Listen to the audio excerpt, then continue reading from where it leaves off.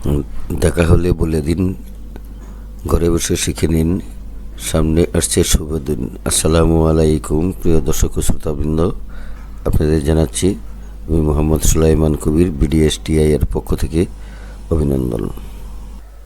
Microsoft access দিয়ে আমরা stock ওর inventory একটি প্রজেক্টের ডাটাবেস তৈরি করছি।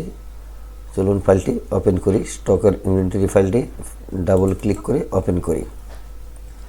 আমরা গত পর্বে সাপ্লায়ার ডিউ রিপোর্ট নামে একটি রিপোর্ট তৈরি করেছি। সেই রিপোর্টটি করেছি সাপ্লায়ার পারচেস বিল থেকে। পারচেস বিলে কী আছে আমরা দেখি।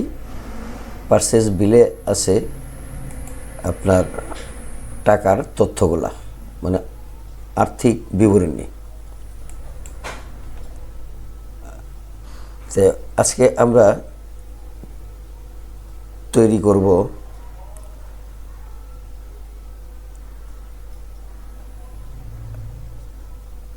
করব আমরা পারচেস কোয়ান্টিটি রিপোর্ট। আচ্ছা, পারচেস এই সাপ্লায়ার ডিউ রিপোর্টে আপনার এখানে আছে সাপ্লায়ার বা প্রতিষ্ঠানের নাম, এটি নিয়েছি আইটেম নেম থেকে, আর ডিউটা নিয়েছি পারচেস বিল থেকে। এই দুটি টেবিল থেকে আমরা দুটি তথ্য নিয়েছি। আর আজকে যে পারচেস কোয়ালিটি তৈরি করব ঠিক সেম একইভাবে। তো এটি তৈরি করব মূলত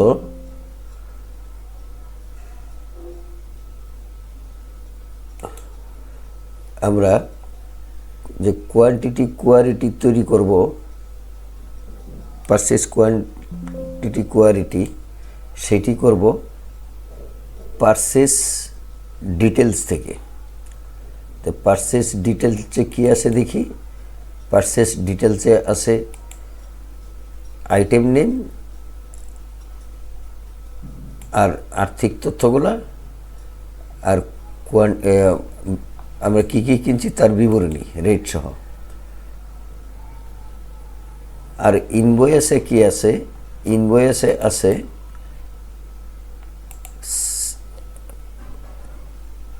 আমাদের কাস্টমার নেমগুলা। এই কাস্টমার নেমগুলা থেকে আমরা সাপ্লায়ার নেম হিসাবে এটি নিতে পারি। আমরা তৈরি করব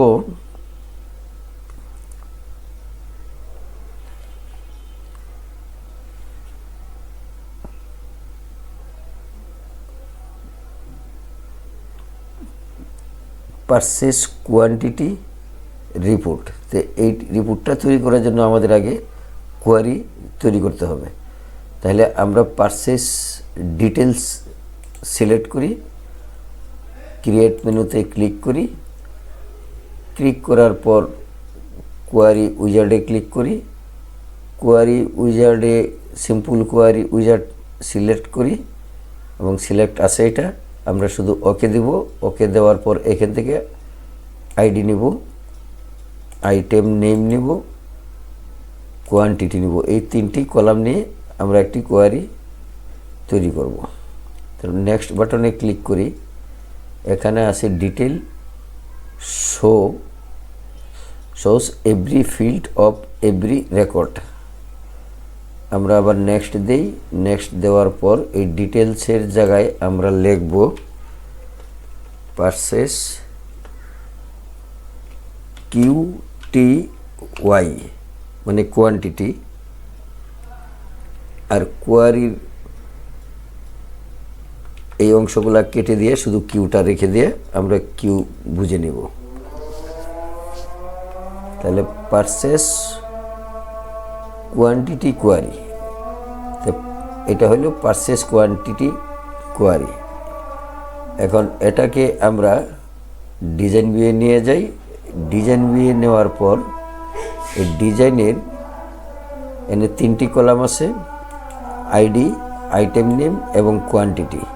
আমরা যে তিনটা নিয়েছিলাম সেই তিনটা। এখন নতুন একটা এখানে কলাম আমরা তৈরি করব। এই আইডির পরিবর্তে একটা নতুন আইডি দেব। সেইটা লিখব আমরা, অথবা এটাকে আমরা চেঞ্জ করেও দিতে পারি। আইডি লেখার পর আমরা চেঞ্জ করে দিতে পারি। তো আমরা এখানে নতুন লিখব নিউ আইডি।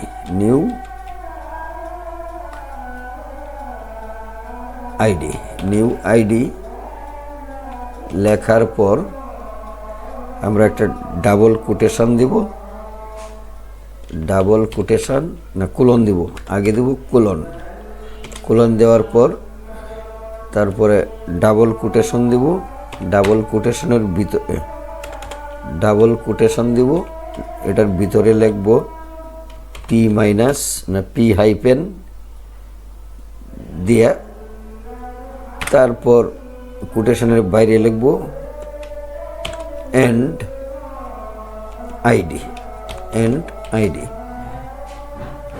আইডি লিখে আমরা এন্টার দেব। এন্টার দেওয়ার পর আমরা রান করে দেখি, এখানে নিউ আইডি নামে আরেকটি আইডি নাম্বার চলে এসেছে। এটাকে আবার কোয়ারিতে নেই। এই কোয়ারিতে নিয়ে আমরা পুরানো যে আইডিটা ছিল সেটা আমরা ডিলিট করে দিতে পারি, আবার রেখে দিলেও কোনো সমস্যা নাই। তাহলে ডিলিট করব কিভাবে, আবার রান করি। যদি এটাকে আমরা সিলেক্ট করে হাইড দেয়া দিই চলে যাবে, আবার যদি আনহাইড করি আবার চলে আসবে। কোনটা? এই আইডিটা চলে আসবে। সিলেক্ট করে দিলাম, চলে আসলো। আর এইটা যদি এই দিকে নিয়ে যাই তাহলেও হবে, আর এটাকে এই দিকে নিয়ে আসলেও হবে। এখন আমরা আবার ডিজাইনে যায় দেখি, দেখুন এইভাবেই সেট হয়েছে। তো নিউ আইডিটা এইখানে আগের জায়গায় রয়ে গেছে, কিন্তু আমরা এটা নো দিয়া আবার এটাকে ডিজাইন ভিউ নেই। কোথায়? Purchase quantity query, design view নেওয়ার পর আমরা এখানে আবার লিখি নিউ। এখানে দিলে আসবে না তো মনে হয়, আসবে না। আবার লিখতে হবে নিউ আইডি, নিউ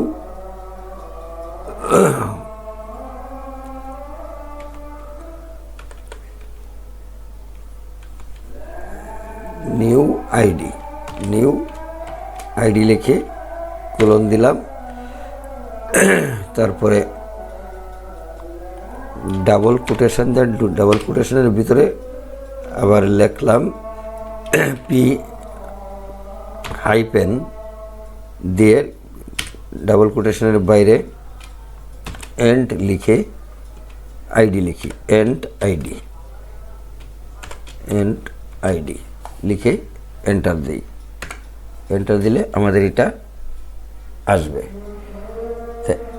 আবার এটা বিউনিটা দেখি, ঠিক সেভাবেই আসছে এখানে। এখন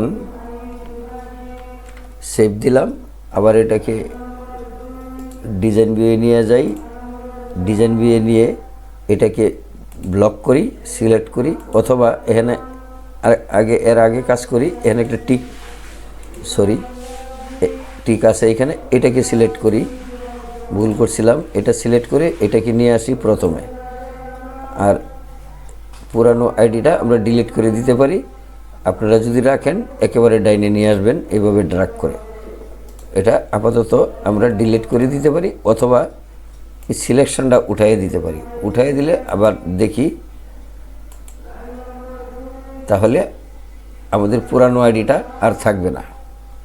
তো কন্ট্রোল ক্লোজ করি, ইয়েস দিই, সেভ করি। তাহলে আমাদের এই পারচেজ কোয়ালিটি তৈরি হয়েছে। এটার উপরে আমরা পরবর্তীতে আবার কাজ করব। তো আজকের মতো এখানেই শেষ করছি। যারা চ্যানেলটিতে নতুন আছেন তাদের কাছে আমার আবেদন, চ্যানেলটি সাবস্ক্রাইব করে বেল বাটনটি ওপেন করে দিন এবং একটি লাইক দিয়ে সাথে থাকুন। পরবর্তী ভিডিওটি দ্রুত পেয়ে যাবেন। আল্লাহ হাফেজ। ভালো থাকুন, সুস্থ থাকুন। আসসালামু আলাইকুম।